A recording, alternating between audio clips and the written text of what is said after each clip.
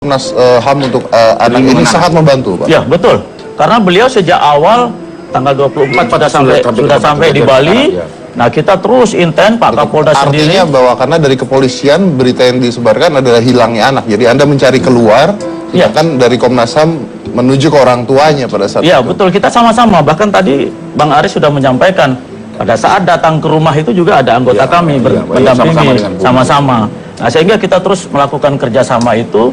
Ya, alhamdulillah sejak tanggal 12 sudah kita tetapkan tersangka A dan terus berlanjut. Kita sudah lakukan 14 saksi yang kita sudah minta keterangan terkait dengan kasus meninggalnya Angelin. Baik. Tapi mungkin yang masyarakat sekarang lagi bingung adalah kenapa sampai detik ini belum ada penetapan siapa sih pelakunya dan sebagainya. Ya, Mas Dedi, ini kan proses ya. Proses penanganan perkara kita harus berdasarkan fakta dan bukti-bukti pendukung yang ada. Tadi sudah saya sampaikan bahwa tersangka kita tetapkan sampai dengan saat ini memang satu, terkait dengan meninggalnya Angelin yang dilaporkan kepada kita karena ada kekerasan itu A. Tapi kasus ini sebetulnya kejadian ini ada dua laporan kepada kita. Yang satu tersangkanya A karena meninggal akibat perbuatan kekerasan terhadap anak. Kemudian satu lagi laporannya tersangkanya M, yaitu ibu angkat dari korban ini. Nah, ini sedang kita telusuri apakah ada keterkaitan nanti kasus dua laporan ini dengan satu korban meninggal dunia ini ataukah seperti apa. Biarkanlah teman-teman kami memprosesnya. Oke. Ini di luar fokus tentang penyelidikan dari kepolisian, Pak. Seandainya kalau saya boleh tanya aja dengan Bapak, kalau misalnya saya memberikan kertas survei yang tadi, Pak, Bapak memilih yang mana, Pak? Saya tahu Anda akan mengatakan ya biarkan hukum yang berlaku lah pasti kalau dari kepolisian. Ya, tentu tapi itu, sebagai seorang ayah, ya kalau saya dihadapkan kepada manusia tentunya kembali lagi ya. Boleh saja kita berpendapat bahwa harus ini, tapi bagaimanapun biarkanlah proses itu tetap berjalan karena dari proses itulah nanti akan kita temukan. Kalau kita tidak mematuhi proses, lantas seperti apa nanti negara ini gitu. Itu mungkin Mas Dedi. Oke, baik. Kalau dari Anda sendiri berdua, seandainya ada penetapan hukuman mati misalnya, begitu setuju tidak? Amat sangat setuju. Setimpal dengan perbuatannya tentunya ya, setimpal dengan perbuatannya, dengan tentu yang menentukan itu kan hakim ya. Polisi misalnya menggunakan 340 misalnya, ancaman seumur hidup atau hukuman mati. Tetapi persoalannya ketuk palunya ada di hakim gitu. Tetapi yang mau saya katakan Bung Dedi, ini adalah salah satu reaksi masyarakat bagaimana kita menggunakan ini, masyarakat itu mulai saling menjaga anaknya sendiri. Karena ternyata lingkungan terdekatlah menjadi predator-predator kejahatan itu. Ini peringatan dini bagi kita. Bukan pada kasusnya Angelin, tetapi ini menjadi common issue, menjadi isu bersama kita untuk kita implementasikan. Mari kita jaga anak-anak kita masing-masing. Karena kalau kita berharap misalnya seperti apa yang diharapkan masyarakat sekarang, bahwa aparat hukum harus bertindak, kemudian yang lain harus bertindak, tetapi rumah itu tidak nyaman bagi anak juga. Itu sudah menjadi masalah sendiri. Iya, masalah sendiri. Oleh karena itu Bung Dedi, sekali lagi ini jangan kasusnya Angelin sebagai tontonan. Karena apa? Bangsa ini harus digerakkan, menurut saya, dengan penuh rasa hormat saya kepada Presiden Republik Indonesia dan Presidennya Aris Merdeka Sirait tentunya kan, bahwa ada kertas yang ditinggalkan oleh mantan Presiden SBY di situ. Bentuknya adalah Impres nomor 5 tahun 2014 tentang gerakan nasional menentang kejahatan seksual. Jadi nggak usah bikin aturan-aturan lagi, itulah diimplementasikan untuk melibatkan peran serta masyarakat, di mana masyarakat itu boleh melakukan tindakan mengintervensi. Kalau misalnya satu tetangga dengan tetangga lagi ada anak yang potensial, laporkan itu. Oke, karena baik. kejadian yang di Angelin juga begitu. Masyarakat itu mendengar jeritan-jeritan setiap hari. Tapi tidak ada yang melaporkan. Tidak berani karena dianggap itu mengintervensi. Oh, tidak sebenarnya. Nah, seharusnya menurut undang-undang itu adalah kewajiban kita untuk melindungi itu. Sama aja seperti kita melihat ada penjualan narkoba ya kita laporkan. Itu kan seperti itu. Kita sudah terhubung dengan mantan pengacara ibu angkat Angelin. Ya. Jadi mantan pengacara ibu angkatnya, mantan pengacara. Oke. Jadi namanya adalah Bernardin. Selamat malam. Selamat malam. Selamat malam. Selamat malam. Ini saya di sini dapat informasi bahwa Anda adalah mantan pengacara Ibu Margaret. Siap, Bang. Benar. Oke.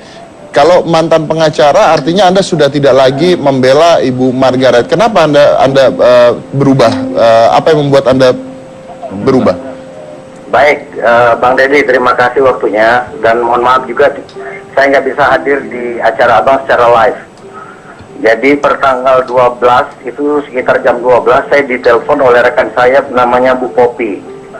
Beliau itu sudah mendampingi 1 hari sebelumnya kepada Ibu Margaret di Polrestabes Denpasar.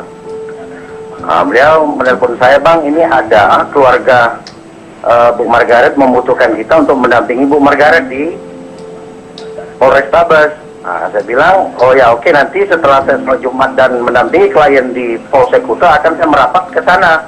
Jadi tolong silakan dulu buatkan kuasa dari Bu Margaret kepada kita. Jadi setelah jam 3 itu saya telepon lagi Bu Popi. Ternyata jadi. Kemudian saya meluncur ke kantor, ketemu keluarganya. Jadi kita bicara dulu di sana. Udah kita siapkan kuasa. Kemudian kita meluncur ke Polrestabes. Kemudian kita langsung ketemu Bu Margaret, langsung tanda tangan dan juga ketemu penyidik. Jadi dimulai pemeriksaan itu jam 6, Bang.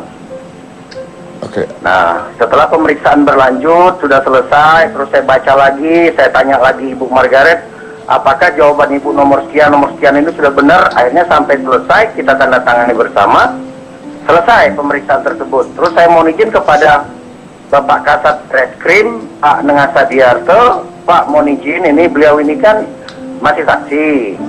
Mohon dibantu untuk pulang ke rumah dulu, karena udah 2 hari di Polrestabes, dititip di situ. Jadi kami sudah diizinkan langsung bawa pulang beliau ini.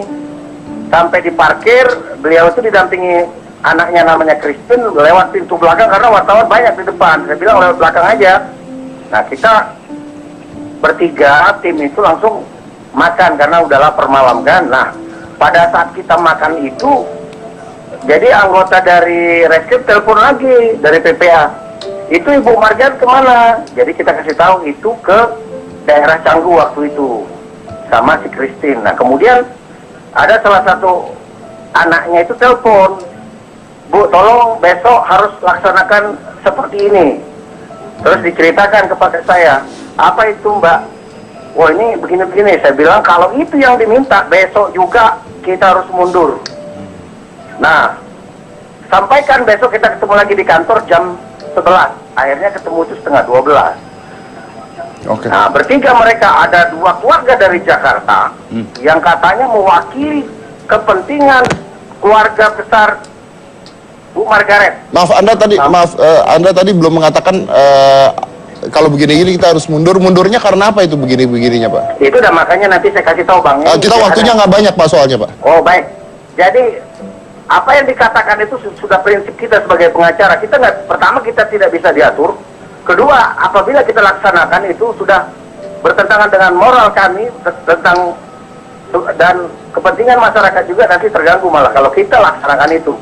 Dan 3 lagi syarat yang diminta seperti itu dan berat juga, kita juga harus mundur. Jadi Anda mundur karena Anda merasa diatur oleh ibu angkatnya Angelin?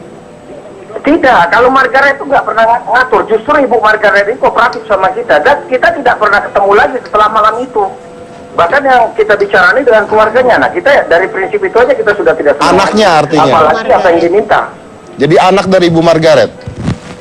Ada Bu Margaret, keluarganya dari Jakarta. Tapi anak Bu Margaret tidak bicara. Keluarga dari Jakarta yang mewakili ibu ini, itu yang sangat keras. Mau minta ABC kita nggak mau. Artinya ada hal yang aneh di situ ya, Pak, ya? Pokoknya itu berkaitan dengan moral, hati nurani. Sebagai kami manusia, sebagai juga kita lawyer, apabila kita laksanakan nanti malah kacau nanti. Oke, baik. Terima kasih banyak, Pak. Tidak ada berkaitan dengan pemeriksaan itu, Bang Deddy. Pemeriksaan itu kita sudah siap, Bang Deddy. Oke, baik. Terima kasih banyak. Selamat malam. Oke, siap. Selamat malam. Baik, saya harus potong dulu. Kita akan lanjut lagi setelah yang satu ini. Jangan mana-mana, tetap di Hitam Putih.